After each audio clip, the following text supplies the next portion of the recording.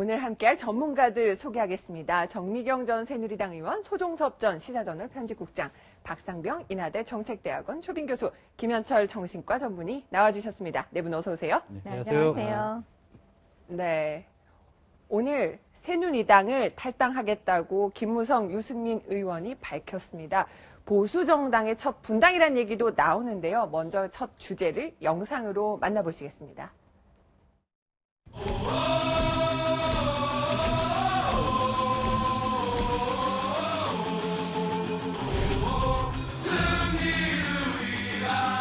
유일하게 남아있는 미정지역인 대구 동을은 무공천 지역으로 결정하는 것이 옳다 하는 점을 제가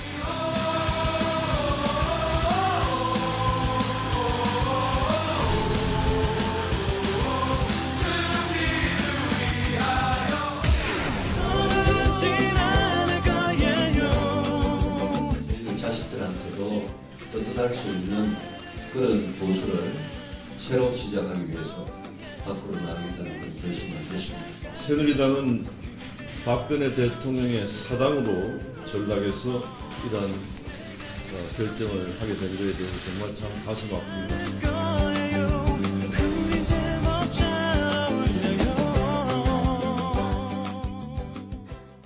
네, 정미경 의원님 또 저 장면 보시면서 또 남다른 마음이 드실 것 같아요. 자, 분당을 위한 어깨동무 했습니다. 지금 계속 원래 나가려면서도 두 분 이렇게 특히 유승민 의원 망설였잖아요. 근데 두 분 나오기로 결국 결심을 했네요. 너무 늦었죠, 사실은. 네. 예, 근데 이제 다 이 관객이 전부 다 지쳐가지고 전부 다 이제 일어나서 나가려고 극장문에 이제 일어나서 우리 나가야지. 그럴 때 지금 상영 이제 시작합니다. 뭐 이렇게 네. 오프닝 멘트 나오는 것 같은 그냥 기분이에요. 네. 그러니까 사실은 그 개혁이라는 게 당내 개혁이라는 게 굉장히 사실은 이제 실패할 거다 우리는 다 알고 있었는데 그래도 그 안에서 마치 그 개혁이 될 것처럼 계속 있었잖아요. 그래서 지친 거죠. 많은 사람들을 지치게 했어요. 이제 좀 늦었다. 네, 너무 늦었지만 그래도 다행이라는 정말 생각이 들어요. 근데 여기서 다시 회군하면 진짜 이거는 이제 국민들이 둘 다 버림하는 거죠. 버리는 거죠. 네. 친박과 빈박 둘 다요. 예. 우리 역사에서 오늘은 아마 의미 있는 날로 기억이 될 겁니다. 네. 보수 정당, 네. 집권당이 이렇게 사실상 두 쪽 나는 경우는 우리 헌정사는 처음입니다. 네. 엄청난 사건이죠. 더더욱 중요한 것은 유력한 대선 주자가 아직도 없는 상황 속에서 네. 또 더 탄핵이라고 하는 아주 엄중한 전국에서 당의 실질적인 리더들이 떠나갔다? 그것도 지금 30명 정도 앞으로 나갔다? 유력한 대선 주자 없다는 건 이제 김무성, 유승민 의원은 유력한 대선 주자는 아니라고 보십니까? 아니죠. 네, 아니죠. 저는 아니라고 봅니다. 물론 앞으로 어떨지 모르겠습니다만 지금 아마 여권에서 유력한 주자는 그래도 반기문 총장밖에 아직은 없다고 봐요. 네. 도전하겠습니다만 엄정해 보면 뭐 남경필 지사라든지 오세훈 전 시장 되겠습니다만 아직은 그 정도는 아니니까. 자, 그러면은 이런 상황에서 탈당이라고 하는 명분은 국민들한테 딱 맞는 얘기죠.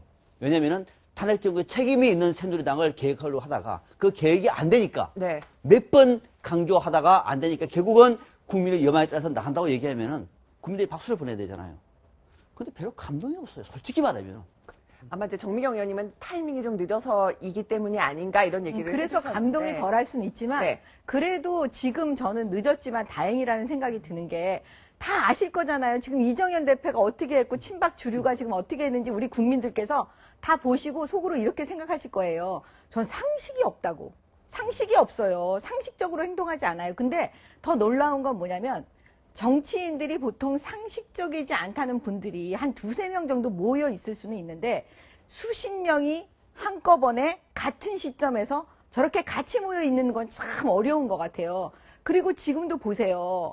완전히 때리잖아요, 맨날. 배우자 때리듯이 맨날 때려놓고 나간다 그러니까 바람난 배우자라고 얘기하는 친박 새누리는 김진태 의원이 오늘 그런 얘기 예, 했습니다. 정말 상식적이지가 않습니다. 이미 이게 제가 보기에는 이제 새로운 시작이죠, 시작. 네. 그러니까 이번에 35명 저것은 새누리당이 분당됐다라는 것은 아주 기초적인 이제 판단인 것이고 새로운 변화의 시작인 겁니다. 그렇기 때문에 앞으로 이제 1월 달 되면 추가로 아마 새누리당에서 제가 보기엔 이 규모 이상 인원들이 다시 또 나올 겁니다. 그렇다면은 이 나온 인원들이 지금 3당의 지위를 확실하게 이제 확보를 하는 거죠. 아마 70명 이상 정도의 규모를 확보할 수 있지 않을까 네. 저는 그렇게 보고 기존의 새누리당에는 이른바 친박이 아닌 과거의 진박 진박들만 남는 그런 집단이 될 것이다. 네. 그리고 이제 이러한 새누리당의 변화, 분당은 야권에도 상당한 충격파를 줄 겁니다. 그렇기 때문에 더불어민주당 내에서도 어떤 변화가 일어날 수가 있고 그렇군요. 나아가서 이것이 이제 국민의당까지 포괄하는 이른바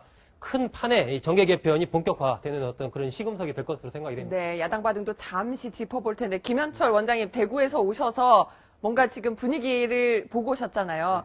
그런데 유승민 의원이 지금 나갈까 말까 특히 고민을 많이 했거든요. 네. 아무래도 대구 민심 좀 걱정한 것 그래도 같은데요. 김무성 유승민 공교롭게 대구 동구을 쪽이던데 동부 쪽이던데 제가 주로 진료하는 곳이라서 그래서 뭐죠? 일단 그 이분들 자체 그때 처음에 유승민 의원이 이렇게 네. 약간 배신의 정치라면서 나왔을 때 많은 그 대구 시민들 특히 동구 시민들이 약간은 조금 의아해했었고 한편으로는 하지만 부채의식이 있단 말입니다. 네. 근데 이번에 모든 것이 다시 역전되면서 네. 다시 또 힘이 더러 실어지는 건데 대구 시민들이 더 힘을 실어줄 예, 것이다. 네. 일부 어떤 시각에 있어서. 네. 근데 이 시기 타이밍 자체는 제가 볼 때는 우리 이쪽 동네 정서는 그게 또 맞는 것 같기도 하고 그랬습니다.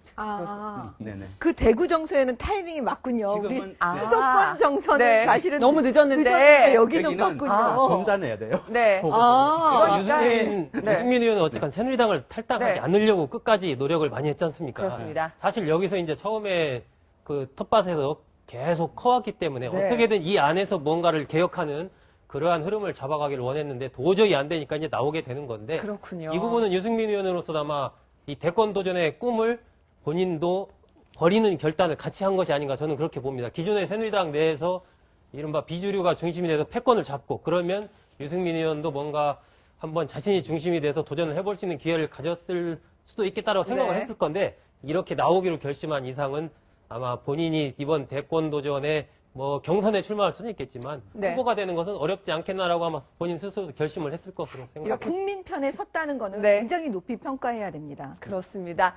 자, 이렇게 뜸들면서 고민했던 유승민 의원 그리고 김무성 의원. 자, 오늘의 탈당의 편부터 들어보시죠. 새누리당 안에서는 보수개혁, 보수혁명을 통한 정치혁명이 불가능하다는 결론에 도달하고 저희들 자식들한테도 떳떳할 수 있는 그런 보수를 새로 시작하기 위해서 밖으로 나가겠다는 그런 결심을 했습니다.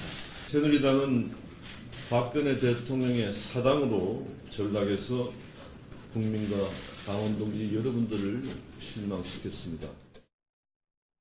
자, 두 분의 탈당의 변을 들어봤습니다. 두 분의 속내를 저희가 영화 두 편을 통해서 한번 짚어보도록 할 텐데요.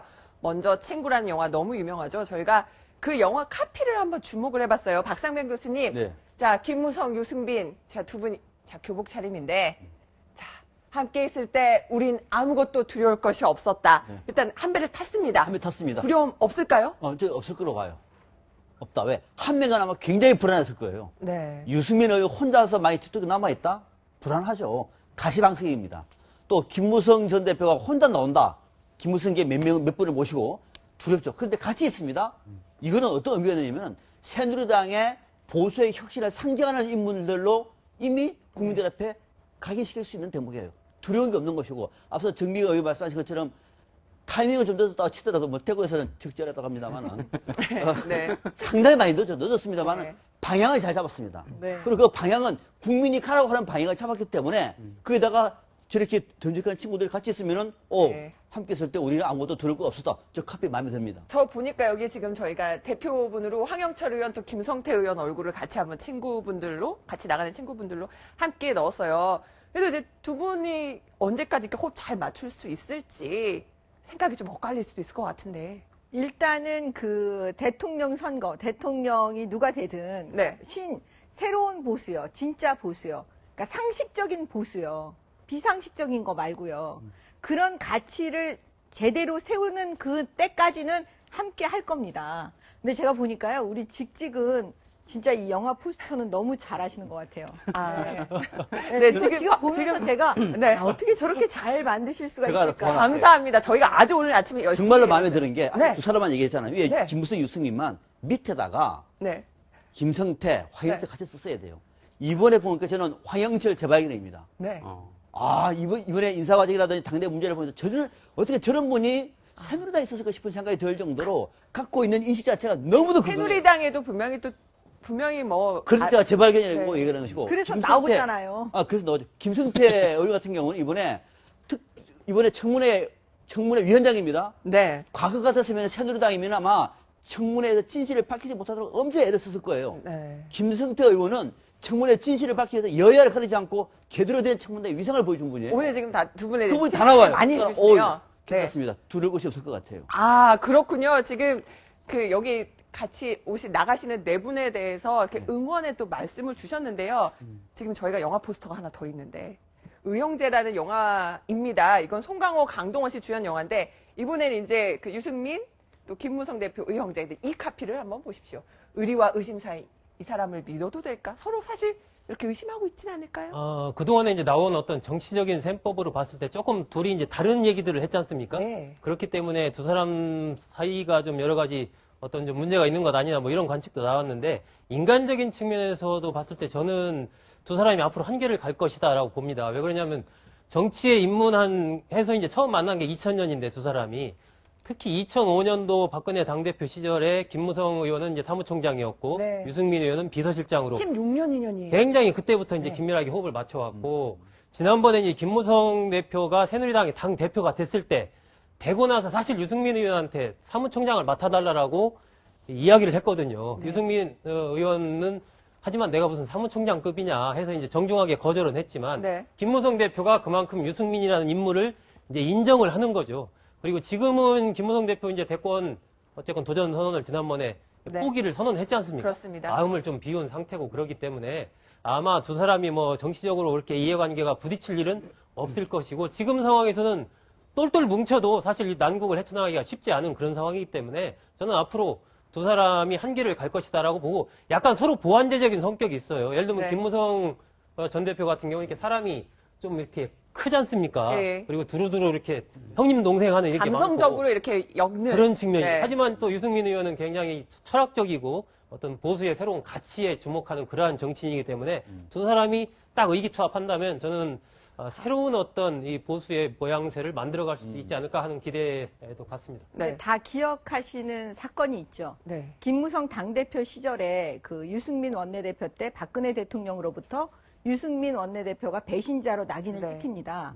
그래서 이제 원내대표를 그만두는 초유의 사태가 사실 그 당시에 이제 벌어지는데요. 네. 그때 사실 많은 국회의원들은 그 당시 새누리당 국회의원들은 김무성 대표한테 유승민 원내대표를 좀 보호해달라고. 네. 그때 보호해주기만 했으면 원내대표 자리에 있었거든요. 물론 이제 청와대하고는 각을 세우는 그런 단계였죠. 그때 사실은 김무성 대표가 그 청와대 쪽 손을 들어줍니다. 그래서 이제 유승민 원내대표는 원내대표직을 쫓겨나요. 네. 예, 그리고 나서 그 다음에 한 번 또 김무성 대표가 다음번에 도와주죠. 뭐냐면 네. 무공천 이제 공천할 때. 그렇습니다. 네, 옥새 들고 옥새 나르샤. 들고. 예, 그 다 네. 기억나시죠? 그래서 이제 유승민 대표가 있는 그 지역구에 무공천을 이제 선언을 하기 때문에 결국은 유승민 대표가 당선이 되죠.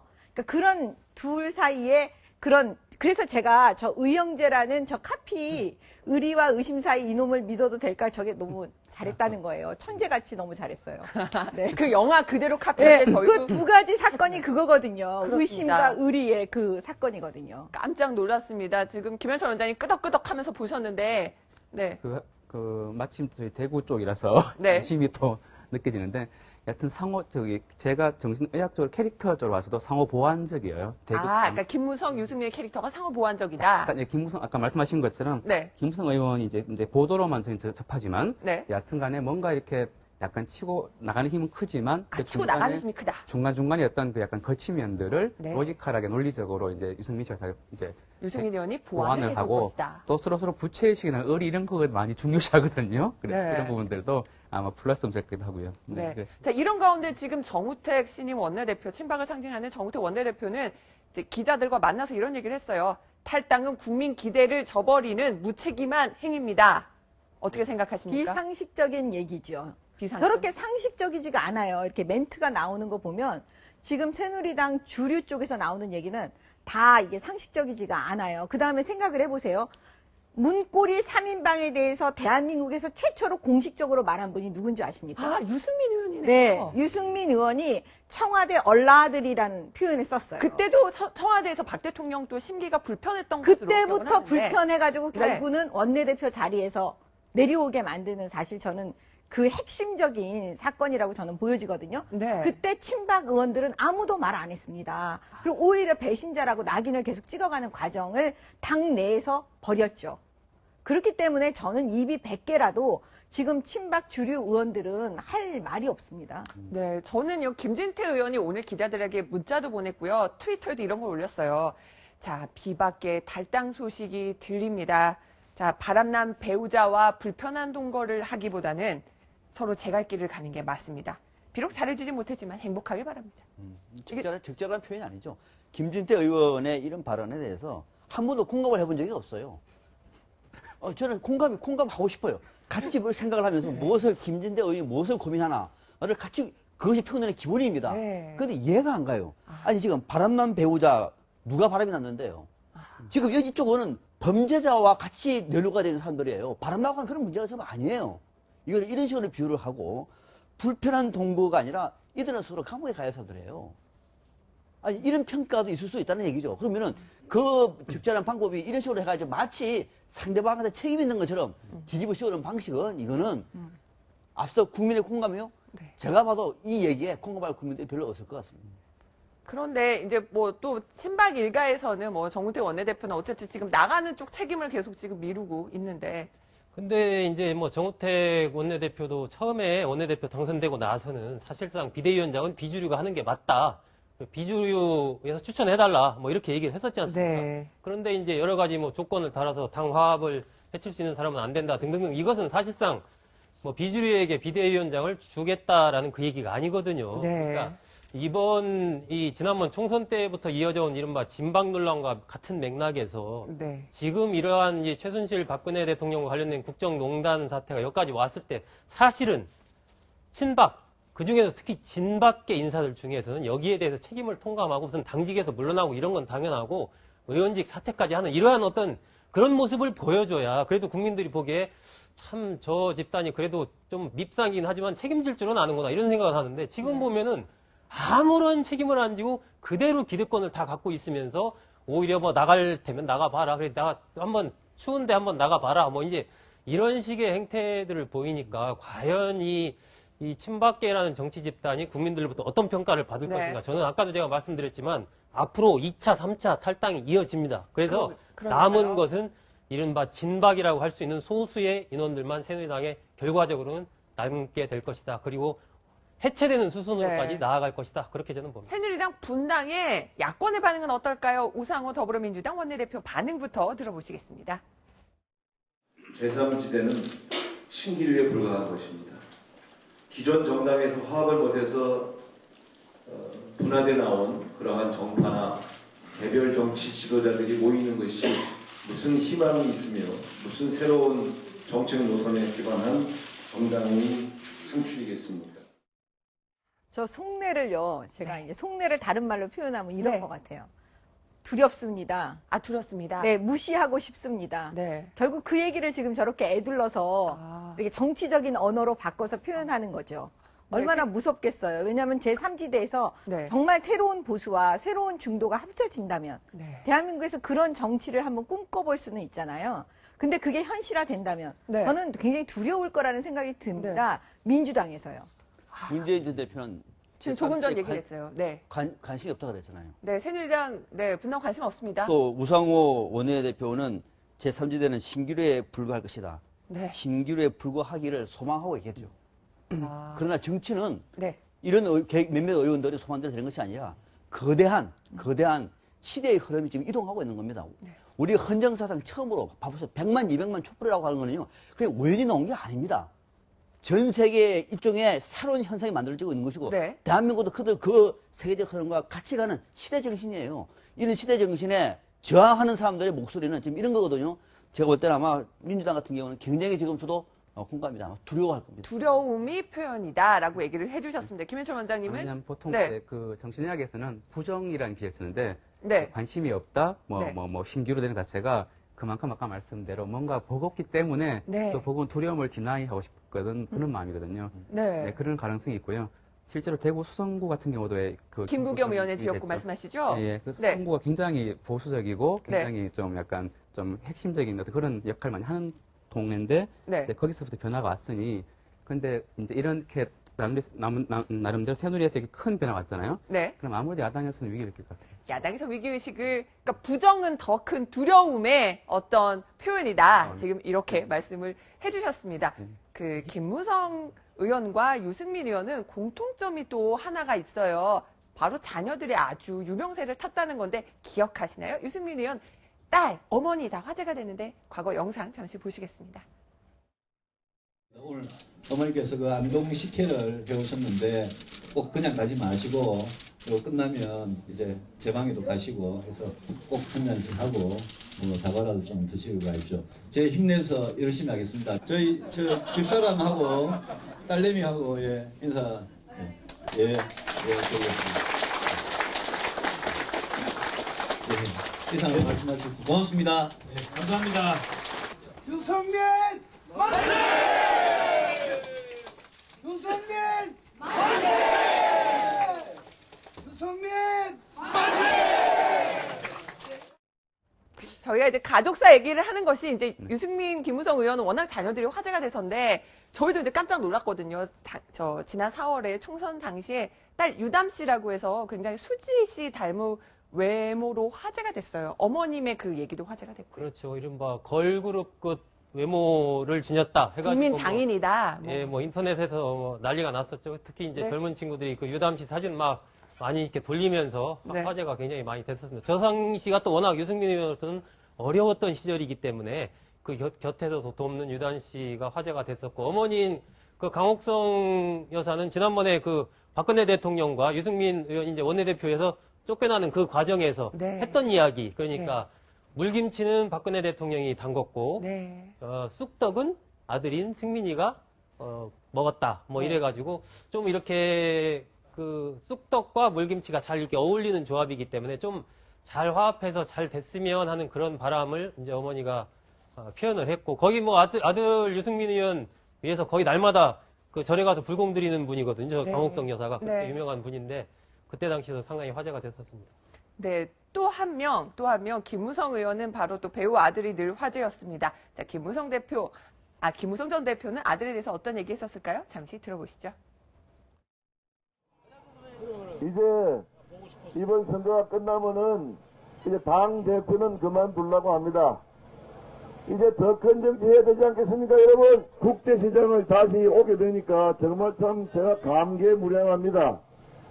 또 제가 국제시장하고 무슨 인연이 있는지 얼마 전에 공진의 데이트를 줬던 국제시장에 영화 있었지 않습니까? 그 영화에 우리 아들이 엑스트라 배우로 출연했는데 어디가 비어 와 있나? 그래 우리 아들도 또 국제시장의 영화에 또 출연한 적이 있습니다. 그래서 저는 항상 이 국제시장이 저의 마음의 고향입니다, 여러분. 네, 저 김무성 전 대표는 아들 고윤 씨 정말 그 국제시장에 출연해서 화제가 됐는데 보면 전 그게 기억나거든요. 아들이 정치한다고 했는데 니 미친나 이랬는데 그 다음에는 그렇죠. 그 군대에 연기하고 갔다 싶다. 와서 네. 본명이 김종민인데 고윤이라는 이제 예명으로 활동을 네. 하고 있죠. 뭐 인천 상륙작전도 출연을 하고 여러 가지 영화에 출연을 했는데 원래 아버지 따라서 한번 좀 정치를 하고 싶다 그렇게 얘기했다가 김무성 의원이 니 미쳤나 얘기를 했는데 그리고 나서 이제 군대 갔다 왔거든요. 네. 군대 갔다 와서는 그럼 아버지 이번에는 정치 안 된다니까 전 연기하겠습니다. 이러니까 네가 진짜로 미쳤구나. 이제 그랬던 이제 일화가 있고 또 뭐 이렇게 사투리를 아버지한테 배우려고 사투리를 김무성 의원이 아들한테 막 가르쳐 주다가 네. 화가 나가지고 내 도저히 왜 보통 이제 가까운 사람 가르쳐 주다 보면 싸우잖아요. 그렇죠. 맞아요. 네, 마찬가지로 네. 아들 가르쳐 주는데 도저히 잘 못 따라 하니까 에이씨 나 도저히 못 가르치겠다. 네 알아서 배워라 그래야죠.